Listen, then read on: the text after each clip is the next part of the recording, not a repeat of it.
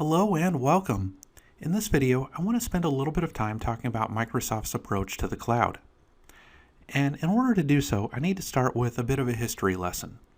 You see, maybe about 10 years ago, most organizations only had their on-premises environments, that is, the servers that were running in their own data centers. But something started happening. A lot of vendors started offering public cloud services. In other words, it became possible to do some of the things that organizations were doing in-house in the public cloud instead. And believe it or not, at the time, this caused a lot of anxiety among IT pros. Because you see, people in management and in finance and that sort of thing saw the public cloud as a way of reducing costs. And people in IT largely saw the public cloud as outsourcing. And there was a lot of fear among those that worked in the IT industry that their jobs were being outsourced and that eventually everything would be run in the public cloud and there wouldn't be any need for IT professionals any longer. Well, a lot of time has passed and thankfully that apocalyptic vision of the future never happened. Instead, what we've run into is a three-pronged approach to the cloud, at least in Microsoft circles. And you can see those three prongs on this slide. So we still have our on-premises environment, which you can see right here front and center in the slide, but then we have two Microsoft public cloud solutions. We have Microsoft Office 365, that's Microsoft Software as a Service Cloud, and then we have Microsoft Azure, that's the Infrastructure as a Service Cloud. Now, actually, there is a fourth tier, and I'm going to be talking about it a little bit in the last lesson, but I didn't include it on this slide because it's not a major cloud component, and that one is Microsoft Intune. So let's take a closer look at what these Microsoft Cloud solutions really are. So the philosophy behind Microsoft's approach to the cloud is that we all have different workloads that have to be run. And you should be able to run that workload wherever it makes the most sense for you to do so. The most sense both from a cost perspective and from a management perspective, and from a comfort perspective for that matter. Where is it the most comfortable for you to run that workload? Maybe you've got something that needs to remain highly secure and you'd be a lot more comfortable running that in-house than in the public cloud. Well, that's perfectly okay because within the Microsoft philosophy, you can run a workload anywhere that you want and that's totally acceptable. You want to keep everything in your own data center? That's fine. You want to run everything in the public cloud? That's okay too. And of course, a lot of organizations use a mixture. They'll run some workloads in Office 365, others in Azure, and keep some workloads running in-house. So with that said, let's take a little bit deeper of a look at the items on this slide. Now down here at the bottom, kind of front and center, we have the local data center. And the local data center is just our on-premises environment. These are the servers that we run ourselves. And many organizations still run the servers in their local data center in the same way that they've always been run. The servers run various services, and IT makes those services available to the end user. That's traditional IT. Now, increasingly, organizations are beginning to move to either a private cloud or a hybrid cloud environment. So what is that? Well, everybody seems to have their own definition of private cloud and hybrid cloud, but I tend to think of a private cloud as a self-service environment. In other words, IT creates the underlying IT infrastructure, which is heavily based on virtualization, and then they pick and choose people throughout the organization who seem responsible and who have a legitimate business need, and those people become essentially tenants.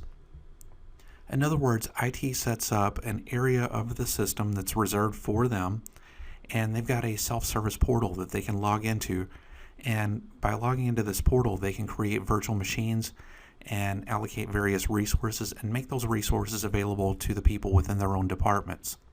So it's very similar to a public cloud type situation where you put in your credit card and all of a sudden you have access to all of these different resources and you can begin creating applications and virtual machines. It's very similar except on a smaller scale, and it happens within the organization's own data center. Now, those public or private cloud tenants can't just go run amok and do anything that they want. IT certainly puts controls in place to keep that from happening. But the general idea is that those people who have been designated as private cloud tenants have at least some degree of administrative control, which means that they can be a lot more efficient. They don't have to come to IT for every single request. They have a level of autonomy and they can create resources and make those resources available to the people within their departments. So that's private cloud. Now, hybrid cloud is very similar to that, except that the private cloud infrastructure is connected to some resources in the public cloud so that you kind of get the best of both worlds. You get all the benefits of private cloud, but you also get the benefits of public cloud. So let's talk about public cloud a little bit. As mentioned on the previous slide, Microsoft's public cloud approach consists of two main services. There's Office 365 and Microsoft Azure. Now, Office 365, which you can see in the upper left portion of this slide, is Microsoft's software as a service cloud. Now, what does this mean? Well, you can think of Office 365 as being an application cloud. It's where all of the cloud-based applications live. In other words, if you want access to an application and you don't want to have to install that application in-house, you can run that application in the Office 365 cloud. So what are these applications? Well, one of the really important points about Office 365 is that the applications that you get depend on the subscription that you sign up for. Now, Microsoft offers a variety of applications. They offer desktop applications and server applications. The desktop applications consist of the Microsoft Office products, things that you're well familiar with, things like Word, Excel, PowerPoint, Outlook, OneNote, and things like that. On the server side, Office 365 consists of things like Exchange Server, SharePoint, Yammer, Skype for Business, OneDrive for Business. And there are actually many other server-side applications. And that's one of the really great things about Microsoft Office 365 is that Microsoft is constantly adding to it. Now, one thing that I do need to point out is that the actual applications that you get depend on the subscription that you sign up for. There are consumer-grade subscriptions that only include the Office applications. There are also lightweight business subscriptions that include the basic server applications, but not some of the more advanced server applications. Now, in one of the later videos, when we begin to experiment with Office 365, we're going to use a subscription plan called Enterprise E3. That's an enterprise-grade subscription, and it includes both the desktop applications and almost all of the server applications. Now, we're not going to use all of the server applications. We're going to focus primarily on Microsoft Exchange, but I do want to use an enterprise-grade subscription just so that you can see how Office 365 works and how we can integrate it into our local data center and the services that are running there.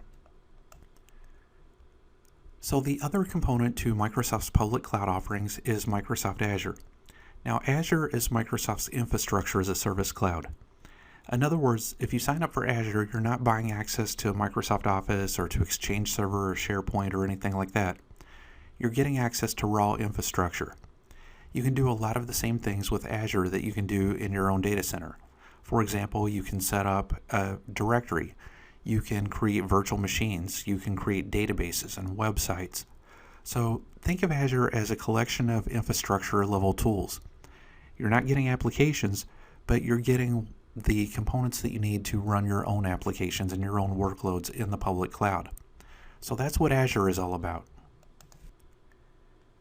Now, one of the really interesting things about Azure is that it runs on the same software that you're probably running in your own data center right now. Microsoft Azure is based off of Windows Server 2016, Hyper-V, System Center, and that sort of thing. Now, Azure does use a proprietary interface. As you'll see in one of the later lessons, if you create a virtual machine in Azure, the process for doing so is totally different from creating a Hyper-V virtual machine. Even so, that virtual machine that you create in Azure is running on top of Hyper-V. So we'll take a look at all of that in one of the later lessons. For right now, though, we need to focus on building out our lab environment so that we can begin working with some of these cloud services. So that's going to do it for this video, and I'm going to come back in the next video and talk about setting up our lab network.